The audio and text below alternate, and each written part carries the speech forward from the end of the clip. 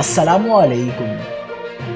کراچی میں بڑی ڈکیتی، پولیس حراست کے بعد رہا کیا جانے والا رکشہ ڈرائیور دم توڑ گیا، اہل خانہ شدت غم سے نڈھال۔ تازہ ترین ویڈیوز کے لیے چینل کو سبسکرائب کر کے بیل آئیکن اور آل نوٹیفیکیشن پر کلک کریں۔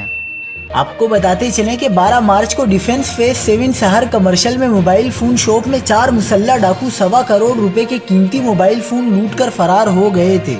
ملزمان لوٹے گئے موبائل فون ایک رکشے میں لے کر فرار ہوئے۔ واردات کے اگلے روز پولیس نے رکشہ ڈرائیور کا سراغ لگا کر حراست میں لیا۔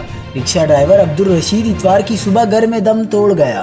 عبدالرشید گزشتہ 10 سالوں سے رکشہ چلا کر اپنے بچوں کی کفالت کر رہا تھا، جس کے 3 بچے ہیں اور وہ قیوم آباد ڈی ایریا کا رہائشی ہے اور اس کا آبائی تعلق اوکاڑا سے ہے۔ اہل خانہ نے بتایا کہ جمعے کی رات انہیں تانے سے فون کال آئی کہ عبدالرشید کو آ کر لے جاؤ، اور جب وہ تانے پہنچے تو عبدالرشید کی حالت انتہائی خراب تھی اور اسے بہیمانہ تشدد کا نشانہ بنایا گیا تھا۔